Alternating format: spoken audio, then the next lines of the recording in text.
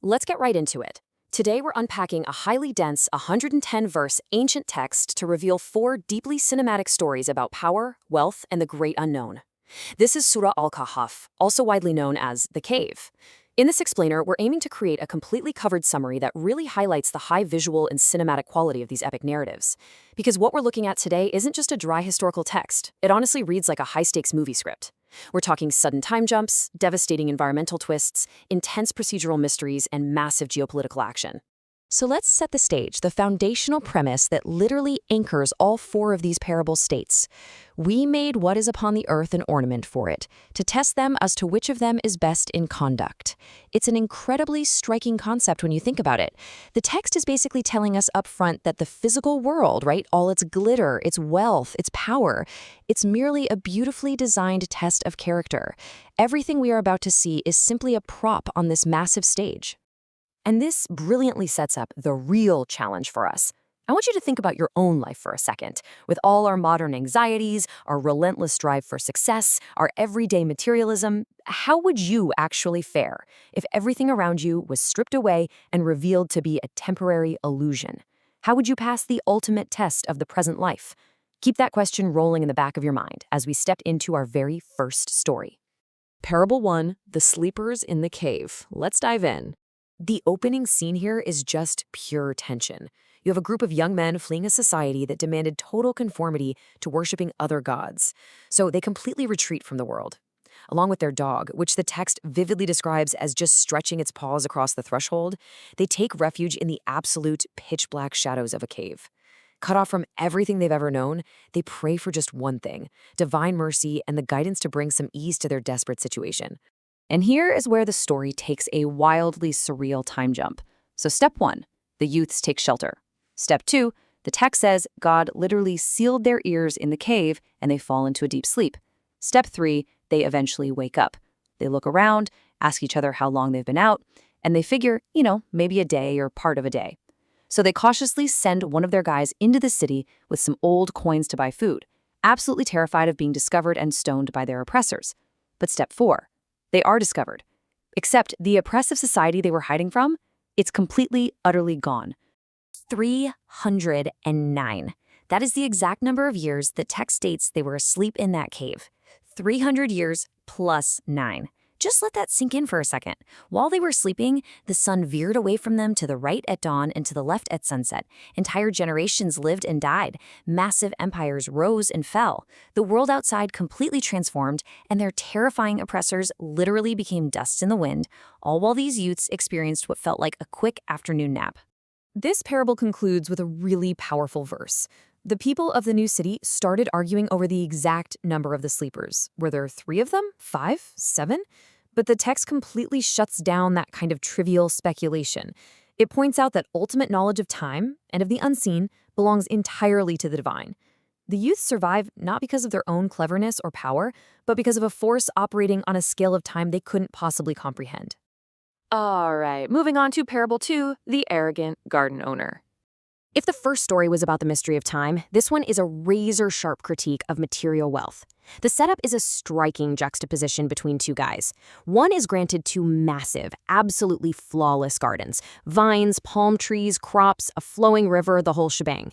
Walking into his lush little paradise, he gets incredibly arrogant and says, "I do not think this will ever perish," basically doubting that any kind of day of judgment will ever happen. His friend, who has way less money, hits him with some grounded reality. Are you being ungrateful to him who created you from dust?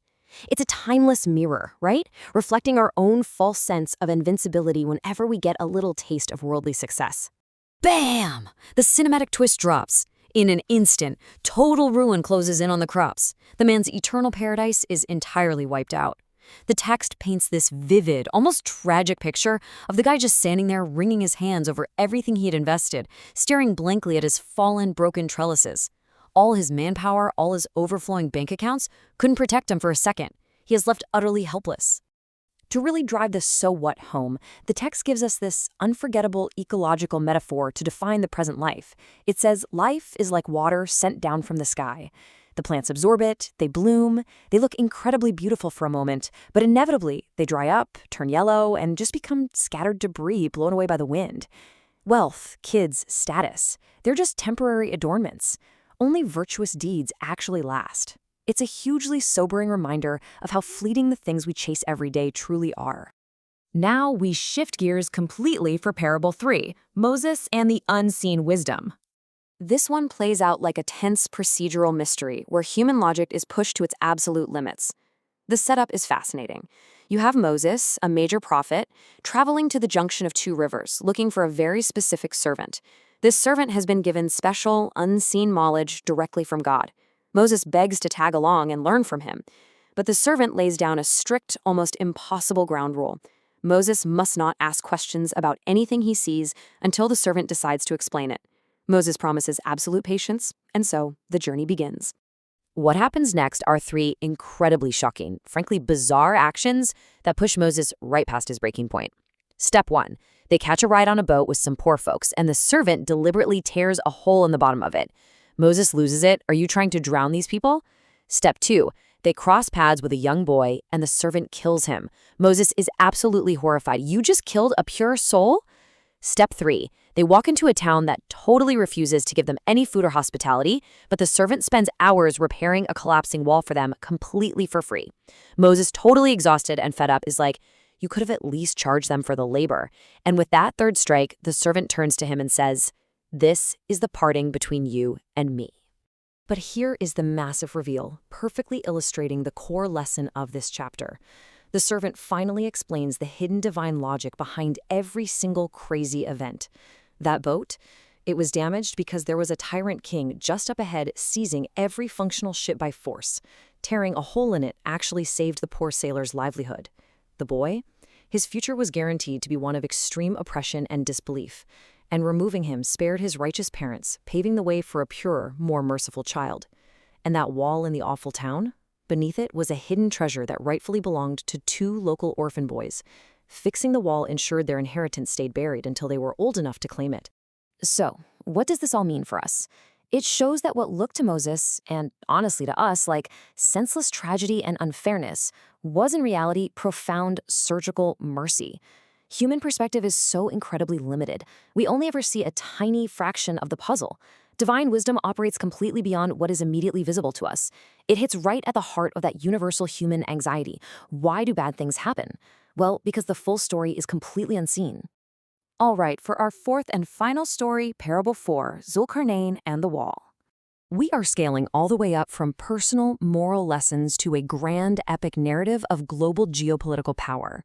We're moving from a single dark cave to the absolute edges of the earth.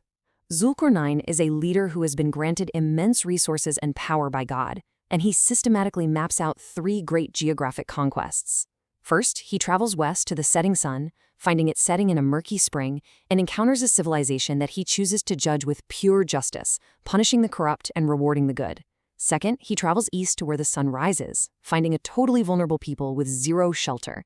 Finally, his third journey takes him to the point separating the two barriers, where a desperate, terrified population begs him for protection from the chaotic, destructive forces of Gog and Magog. The cinematic scale of his solution here is just staggering. They offer to pay him, but he refuses their money. Instead, he marshals their own workforce to execute a massive industrial megaproject. The text describes him commanding them to bring giant blocks of iron, literally leveling the space between two massive mountain cliffs. He orders them to blow fire upon it until the whole thing is a blazing inferno, and then he pours molten tar all over it. He forges this towering, impenetrable metal dam that Gog and Magog could neither climb over nor break through. It is the ultimate awe-inspiring use of supreme power to establish order and actually protect the weak. Yet look at his reaction after pulling this off. Despite achieving what might be the greatest architectural and military feat in human history, he says, "This is a mercy from my Lord." He takes absolutely zero credit. He knows his power is just a test. And even more surprisingly, he immediately acknowledges that one day, when the divine promise comes true, even this invincible iron wall is going to be turned to rubble. He knows that literally everything built by human hands is completely temporary. Which brings us to our conclusion: the infinite ocean of words. As we wrap up this explainer, the text zooms way out from these four rich parables. It leaves us with a cosmic perspective on the sheer vastness of the divine. It uses this staggering visual metaphor. If the ocean were ink for the words of my Lord, the ocean would run out. Before the words of my Lord run out, even if another whole ocean were brought to top it up. It's a breathtaking image, isn't it? It instantly puts all human achievement, all our advanced science, all our hoarded wealth, and all our very limited perspective into its proper, humble place. And that brings us perfectly back to where we started today. Through 4 deeply cinematic stories, we've seen that time is an illusion. Material wealth is basically scattering debris. Human logic literally cannot grasp divine mercy, and the greatest empires on earth will inevitably turn to dust. So I want to leave you with this final thought. If our wealth is truly that fleeting, and our understanding is fundamentally limited, how will you choose to navigate the test of the present life? Thanks so much for exploring this incredibly rich text with me today. See you next time.